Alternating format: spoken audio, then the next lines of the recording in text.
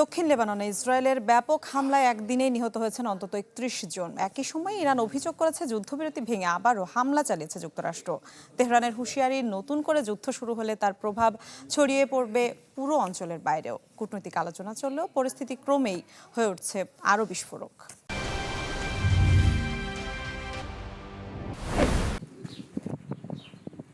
ধোঁয়ায় ঢেকে গেছে দক্ষিণ লেবাননের আকাশ, ধ্বংসস্তূপে পরিণত হয়েছে বাড়িঘর। চারদিকে শুধু আতঙ্ক আর মানুষের ছোটাছুটি। মঙ্গলবার জুড়ে দক্ষিণ লেবাননে একের পর এক বিমান হামলা চালায় ইসরায়েল। লেবাননের রাষ্ট্রীয় সংবাদ সংস্থার দেয়া তথ্য অনুযায়ী হামলা নিহত হন অন্তত ৩১ জন, আহত আরও ৪০। ব্রাইকাইয়া শহরে ইসরায়েলি হামলায় সম্পূর্ণ ধ্বংস হয়ে গেছে অন্তত ২টি বাড়ি। একই সাথে প্রায় ৫০টি শহর ও গ্রামের বাসিন্দাদের এলাকা ছাড়ার নির্দেশ দিয়েছে ইসরায়েলি বাহিনী।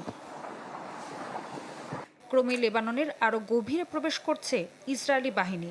প্রাণ বাঁচাতে বাড়ি ঘর ছেড়ে পালাচ্ছেন হাজারো মানুষ। আর এর মধ্যেই পাল্টা হামলার দাবি করেছে হিজবুল্লাহ। গোষ্ঠীটি বলছে তারা ইসরায়েলি সেনাদের লক্ষ্য করে ৩২টি হামলা চালিয়েছে।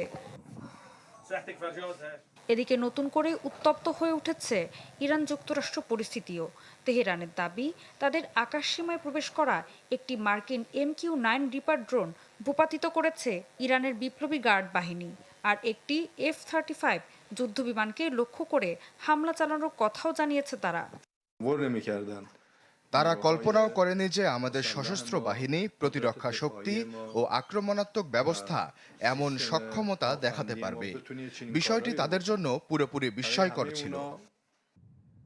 এদিকে ইরানের অভিযোগ, হরমুজ প্রণালীর কাছে যুক্তরাষ্ট্রের সাম্প্রতিক হামলা ছিল যুদ্ধবিরতির স্পষ্ট লঙ্ঘন।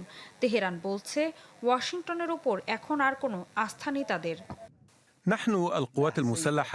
যদি আবার যুদ্ধ চাপিয়ে দেয়া হয়, তাহলে জবাব দেয়া হবে আরও শক্তিশালী এবং এর প্রভাব আঞ্চলিক সীমা ছাড়িয়ে যাবে।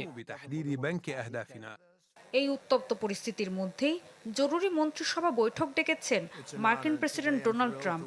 নিজের সামাজিক যোগাযোগ মাধ্যমে ট্রাম্প দাবি করেন, ইরান আত্মসমর্পণ করলেও সংবাদ মাধ্যম সেটিকে ইরানের বিজয় হিসাবে দেখাবে। অন্যদিকে যুদ্ধের কারণে দীর্ঘদিন বন্ধ থাকার পর ধীরে ধীরে ফিরছে ইরানের ইন্টারনেট সংযোগ। আজ পুনরায় চালু হচ্ছে তাবরিজ বিমানবন্দরও। ঋতু সাহা, চ্যানেল 24।